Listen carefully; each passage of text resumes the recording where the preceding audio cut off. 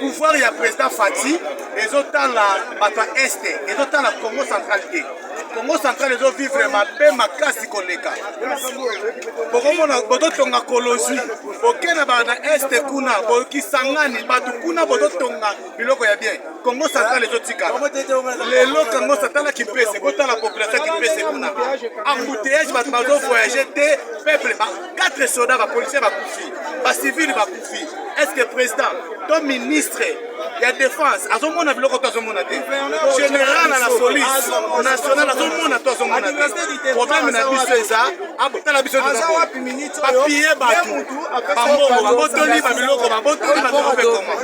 Le problème est ça que le gouvernement a deuxième mandat, il y a Fati Béton, il y a les Cambro, il y a soin à Congo central.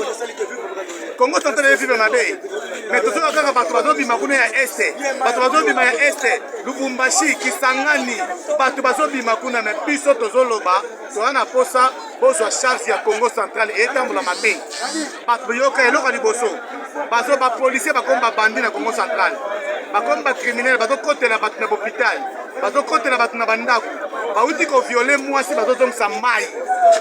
Mwasi bato zomsa mai ba violer, ba longonda tsinga mai, ba violer.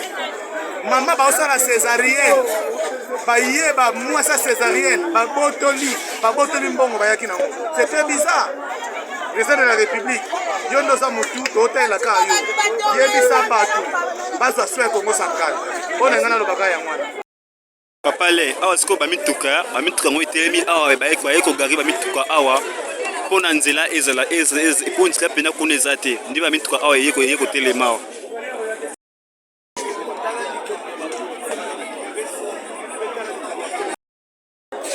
Comment on est papa nangai? Comment on a fiston? Papa fiston, ah tu as wapi? Dans la vitesse, c'est dans la centre commercial. Tout le monde va te payer, va tout le monde va piner population, ni personne qui va venir le tout le monde à la KPC. Bon, il y a un problème, il y a population c'est soulevé pour la première sécurité. C'est-à-dire bah contre la batte à chaque fois, contre la batte banda bambongo na bandaku, voire même batte à l'hôpital à côté les bango, na bambongo bato baza hôpital bazwi bazo longola batongo bakubi na moto ya malade wana. C'est ça, c'est pourquoi la population a siliki de se faire le non trop c'est trop. Faut to marcher que ça va mi contrabiso ya likolo. Ayo ka komisa ba lukala solution. Nini kasi boko senga bakonzi mboka. Le problème est ça que la police a ba umeli mingi.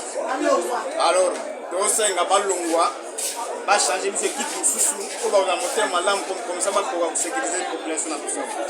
Merci beaucoup. Donc oyo population ba vendre équipé c'est ba vendre équipé c'est ba ngoyo ba awa donc moyen zate ba kufia au niveau moko au sapayanté.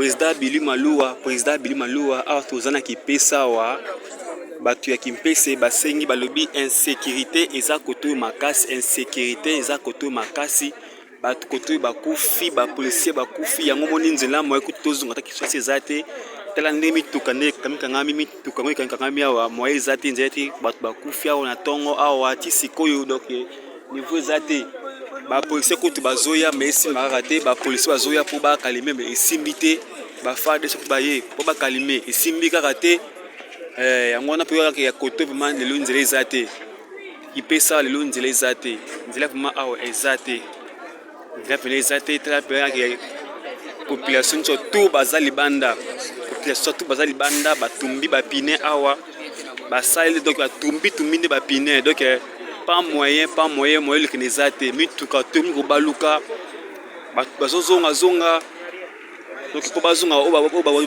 bauti bamatadi baboma bamwanda bazozonga donc na bato baza na kisosa po bakota boye moye bakota boye eza te awa na kipesa awa donc tande mituka nde etelemi mpona embouteillage